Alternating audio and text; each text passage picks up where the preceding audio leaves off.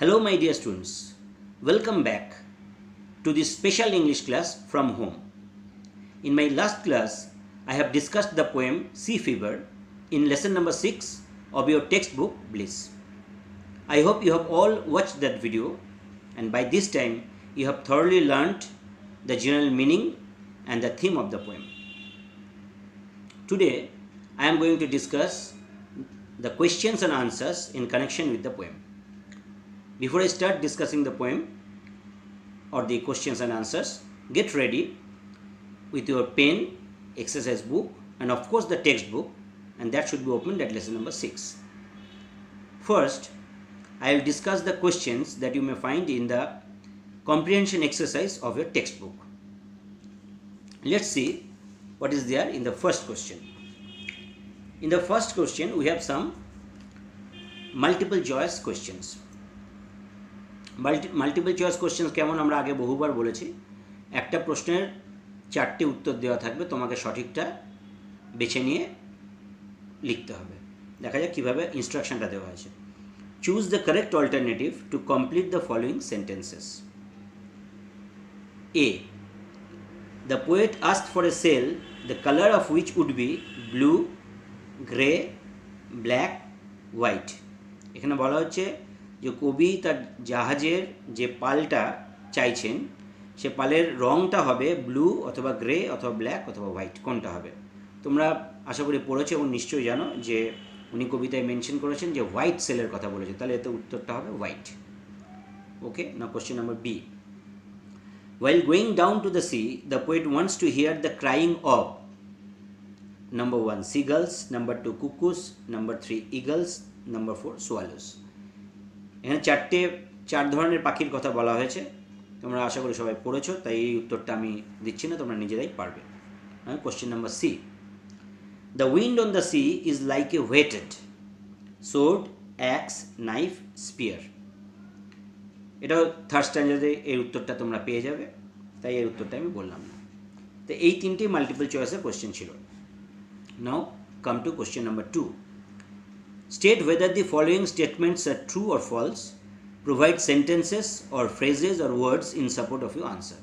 তাহলে নিচে যে বাক্যগুলো বা সেন্টেন্সগুলো দেওয়া আছে তোমাকে সেটা ট্রু না ফলস বলতে হবে, এবং কেন তুমি ট্রু বা ফলস বললে তার সাপোর্টে তোমাকে কিছু সেন্টেন্স বা ওয়ার্ড বা ফ্রেজ লিখতে হবে। আমি আগেও পড়াবার সময় বলেছি, তুমি যখন সাপোর্টিং সেন্টেন্স বা ওয়ার্ডসটা লিখবে তখন টেক্সট বই থেকে কোট করে দেবে, অর্থাৎ নিজে কিছু লিখবে না, টেক্সট বই থেকে অ্যাপ্রিপিয়েট অংশটা কোট করে সেটা ইনভার্টেড কমার মধ্যে রাখবে আর কি। দেখা যাক প্রথম কোশ্চেনটা কী আছে। 2a, two stair the ship the poet needs the moon. কবি বলছেন জাহাজটাকে চালনা করার জন্য তার দরকার চাঁদের। ঠিক আছে, ফার্স্ট স্ট্যান্জায় তোমরা দেখো কবি বলছেন and all I ask is a tall ship and a star to steer her by, অর্থাৎ তার লাগবে একটা তারার, চাঁদের নয়, স্টার। তাহলে এটা উত্তরটা হবে ফলস। তাহলে বক্সের মধ্যে তোমরা ফলস লিখবে, আর সাপোর্টিং স্টেটমেন্ট হিসেবে কী করবে, ওই পুরো সেন্টেন্সটা ফার্স্ট প্যারাগ্রাফের যে second sentence and all I ask is a tall ship and a star to steer her by, পুরো সেন্টেন্সটা লিখবে, লিখে উইদিন ইনভার্টেড কমা সেটাকে রাখবে, ব্যাস, তাহলেই এই উত্তরটা হয়ে যাবে। 2b, the call of the running tide is wild and clear.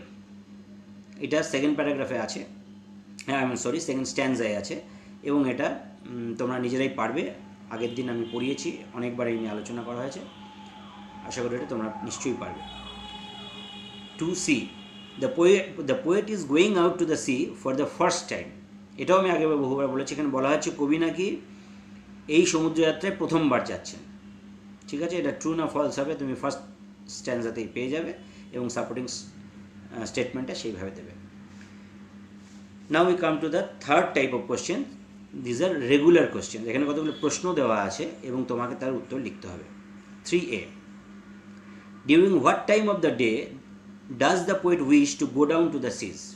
দিনের কোন সময়ে পোয়েট সমুদ্রযাত্রা শুরু করতে চান। ঠিক আছে, আমরা যদি ফার্স্ট অ্যান্সারটা ভালো করে পড়ি তাহলে ওখানে দেখব লাস্টে একটা কথা আছে and a grey dawn breaking, অর্থাৎ ডনের কথা উনি মেনশন করেছেন। তাহলে তোমার ডন মানে ভোর, তাহলে তোমাকে লিখতে হবে আনসারটা কী হবে। এটা দেখবে প্রেজেন্ট টেন্সে কোয়েশ্চেনটা আছে, so you should answer to the question in present tense. তো উত্তরটা এই হবে the poet wishes to go down to the seas at dawn. আবার বলে দিচ্ছি, the poet wishes to go down to the seas at dawn, full stop. 3A হয়ে গেল। এবার 3B, what kind of day does the poet prefer for sailing? কী ধরনের দিন কবি পছন্দ করেন সমুদ্র যাত্রার জন্য? দেখবে যে সেকেন্ড স্ট্যান্সাতে আমরা একটা কথা পাচ্ছি যে and all I ask is A windy day with the white clouds flying. তাহলে উত্তরটা কোথায় পাচ্ছ, কীভাবে পাচ্ছ বুঝেই গেলে তুমি তাহলে লিখবে কী করে? তো উত্তরটা হবে এরকম, দি poet prefers for sailing a windy day with white clouds flying. ব্যাস এইটুকু লিখলে তোমার উত্তরটা কারেক্ট। ঠিক আছে, আরেকবার বলে দিচ্ছি, the poet prefers for sailing a windy day with the white clouds flying. Next question number C, what does the poet prefer to hear from a fellow rover? Fellow rover মানে আমি আগের দিন পড়িয়েছি, ফেলো rover মানে হচ্ছে accompanying seller. তার সহযাত্রী বা যে নাবিক, তার কাছ থেকে কবি কি শুনতে চান?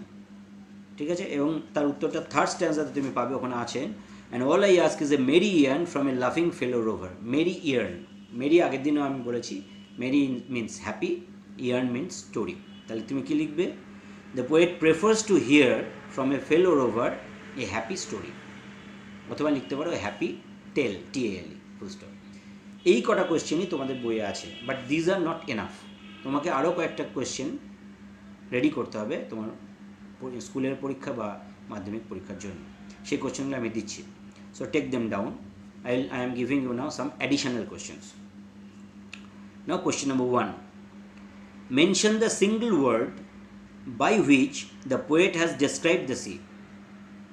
আবার বলছি, mention the single word by which the poet has described the sea.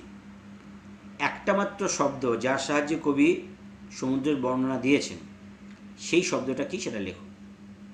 তোমরা দেখবে যে ফার্স্ট অ্যান্সার ফার্স্ট লাইনে আছে, কবি বলছেন লোনলি সি। তাহলে উত্তরটা কি লিখবে? The single word by which the poet has described the sea is lonely.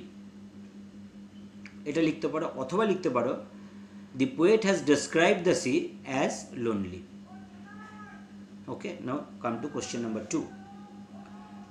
লিখে নাও, what does the poet want in order to start his voyage? What does the poet want in order to start his voyage? তার সমুদ্রযাত্রা শুরু করার জন্য কবি কি চান? ঠিক আছে, তুমি এটাই লিখবে।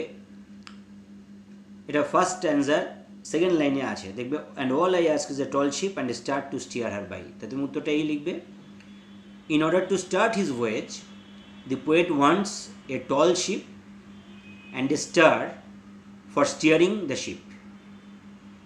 ঠিক আছে, আবার বলে দিচ্ছি, in order to start the voyage the poet wants a tall ship and a star for steering the ship. ঠিক আছে, এবার আমরা আসছি question number 3, why does the poet feel so intensely to go to the seas again? আবার বলছি, কোশ্চেনটা ভালো করে লিখে নেবে, why does the poet feel so intensely, INTENSELY, why does the poet feel so intensely to go to the seas again? কবি এত তীব্রভাবে সমুদ্রে আবার যাওয়ার অনুভব করছেন কেন? এই এত তীব্র যে তার তাগিদ, এইটা কেন অনুভব করছেন সমুদ্রে আবার যেতে হবে তাকে? ঠিক আছে, তাদের উত্তরটা লিখবার সময় এইভাবে লিখবে, the poet feels so intensely to go to the seas again because the call of the running tide is irresistible, clear and undeniable. আবার বলে দিচ্ছি, the poet feels so intensely to go to the seas again because the call of the running tide is irresistible, clear and undeniable. Irresistible স্পেলিংটা লিখে নাও, IRRESISTIBLE, irresistible। তারপরে তো ক্লিয়ারটা বইয়েই পাবে, আর আনডিনাইয়েবল UNDENIABLE। ঠিক আছে, now take down question number 4, what kind of life does the poet want to lead by going to the seas again? ঠিক আছে? What kind of life does the poet want to lead by going to the seas again? কী ধরনের জীবন কবি যাপন করতে চান সমুদ্রে আবার গিয়ে? ঠিক আছে, এটা তোমরা থার্ড স্ট্যান্ডার শুরুতে এই উত্তরটা পাবে, আমি তার উত্তরটা তো বলে দিচ্ছি। লেখো, the poet wants to lead the life of a vagrant gypsy by going to the seas again. The poet wants to lead the life of a vagrant gypsy by going to the seas again. Vagrant gypsy, এটা বইয়ের third স্ট্যান্ডাতেই, কবিতার third স্ট্যান্ডাতে তুমি পেয়ে যাবে। Now question number 5. Mention the creatures whose ways are akin to that of a sailor. Mention the creatures, creatures. Mention the creatures whose, W-H-O-S-E, whose ways are akin, A-K-I-N, akin to that of a sailor. সেই প্রাণীগুলোর নাম উল্লেখ করো যেগুলোর জীবনযাত্রার সাথে সেলারের জীবনযাত্রার একটা মিল আছে। তোমরা থার্ড স্ট্যান্ডারটা পড়লেই বুঝে যাবে যে কাদের কথা বলা হচ্ছে। একটা হচ্ছে সিগালস আর একটা হচ্ছে ওয়েল। ঠিক আছে, তো উত্তর লিখবে কি? The creatures whose ways are akin to that of a sailor are the seagull and the whale. ঠিক আছে, next question number 6. What does the poet want to do when his long trek is over? What does the poet want to do when his long trek is over? কবির যখন লম্বা trick মানে আমি আগের দিন পড়িয়েছি যে সমুদ্রের জাহাজে নাবিকদের যে ডিউটি আওয়ার্স থাকে তাকে বলা হয় ট্রিক, তার সেই লম্বা ট্রিক যখন শেষ হয়ে যাবে তখন কবি কী করতে চান? What does the poet want to do when is long trick is over? আনসারটা এইভাবে লিখবে, when the long trek is over, the poet wants to listen to a happy story from a joyful fellow sailor, and then he will enjoy a peaceful sleep with a sweet dream. Full stop. এইটুকু লিখলেই হবে। আবার বলছি, when the long trek is over, the poet wants to listen to a happy story from a joyful fellow sailor, and then he will enjoy a peaceful sleep with a sweet dream. তাহলে এই কটা question তোমার text বইয়ের মধ্যে যে কোশ্চেনগুলো আছে comprehension exercise হিসাবে, সেই কোশ্চেনগুলো যদি তৈরি করো, তার সঙ্গে এই 6টা কোশ্চেন যেটা আমি অ্যাডিশনাল বা এক্সট্রা দিলাম, এই কোশ্চেনগুলোর উত্তর যদি তুমি তৈরি করো, তাহলে তুমি খেয়াল করে দেখবে এই কবিতার প্রত্যেকটা স্ট্যান্ডার সব অংশ থেকেই কিন্তু কোশ্চেন দেওয়া হয়ে গেল, আর এমন কোনো কোশ্চেন রইল না যেটা এই কবিতা থেকে করা যেতে পারে। তাহলে এই সমস্ত প্রশ্নগুলো, অর্থাৎ যে প্রশ্নগুলো আমি এক্সট্রা দিলাম আর যে প্রশ্নগুলো তুমি বইয়ের মধ্যে পাচ্ছ, সবই আমি আজকে আলোচনা করলাম। Now it is time to give you assignment. তোমাদের এখন হোমওয়ার্কটা করতে হবে। কী করতে হবে? টেক্সট বুকের যে এক্সারসাইজ আছে, যেগুলো আমি আজকে আলোচনা করলাম, সেগুলো তো লিখবেই, তার সঙ্গে আমি যে প্রশ্ন উত্তর দুটোই বলে দিলাম সেগুলো একটা খাতায় সুন্দর করে লিখে ফেলবে। ঠিক আছে? তাহলে with this video lesson comes to an end. Stay safe, stay indoors. Ciao.